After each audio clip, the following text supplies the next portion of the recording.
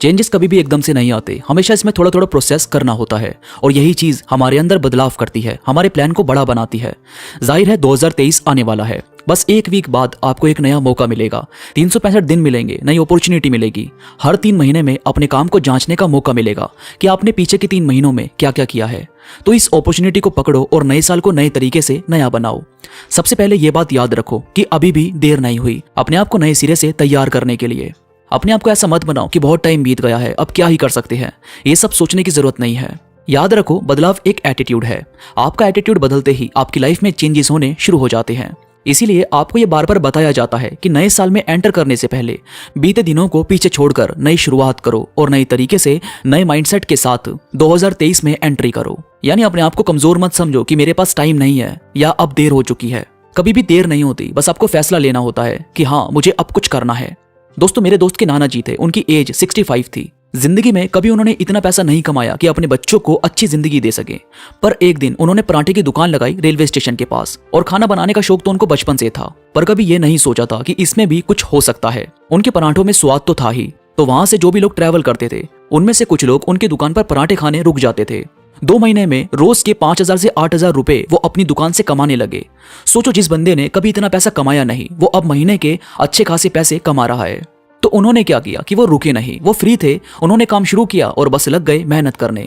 यानी देर कभी नहीं होती, आप जब चाहे जो चाहे कर सकते हो। और फिर है, अपना पर्पस ढूंढो, खुद को सर्च करो कि क्या हो आप, क्या है मन का काम आपका, क्या है जिसे करके उसमें आगे बढ़ने को दिल करता है।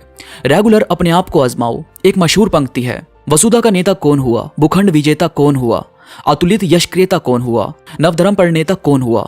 इसमें आता है कि जिसने ना कभी आराम किया, विघ्नों में रहकर काम किया। यानी मुश्किल तो आएगी और इसे एक्सेप्ट करो। यही है जो आपके अंदर से आपको निकालने का काम करती है। और इसी में आगे कुछ लाइन्स आती है कि जब विघ्न सामने आते हैं, यानी जब परेशानियां सामने आती है, जब विघ्न सामने आते हैं, सोते से हमें जगाते हैं, मन को मरोड़ते हैं पल पल, तन को झंझोड़ते हैं पल पल, सतपथ की ओर लगाकर ही जाते हैं हमें जगाकर ही। यानी मुश्किल आएगी और अंदर से आपको जगा देगी। आपको पता चल जाएगा कि मैं कौन हूं और क्या क्या कर सकता हूं। और यही पावर आपके अंदर होनी चाहिए। बस कभी इसको सिर पर मत चढ़ाओ, हमेशा सबका सम्मान करो और खुद को आगे बढ़ाओ। और फिर है, जो नहीं है उसे पाने की कोशिश करो, पर जो है उसका सम्मान करो और उसे खुशी भी दो और उससे खुशी भी लो।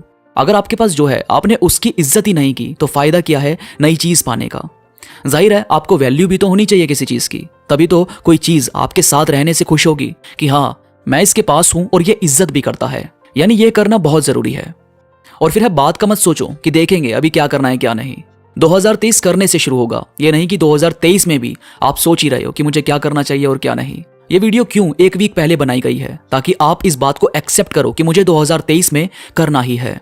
2023 वो साल है जिसकी शुरुआत कुछ करने से होगी, ना कि सोचने से। ये 7-8 दिन जो भी आपके पास है उसमें सोचो और 2023 का फाइनल करो कि आपको वो साल कैसे बिताना है, क्या क्या करना है। यही चीज आपको अपने साल की शुरुआत में ही पकड़ बनाने में मदद करेगी। आपको पता चल जाएगा कि वाकई किस तरह से आपने शुरू किया है और आगे कितनी दूर तक जाने वाले हो।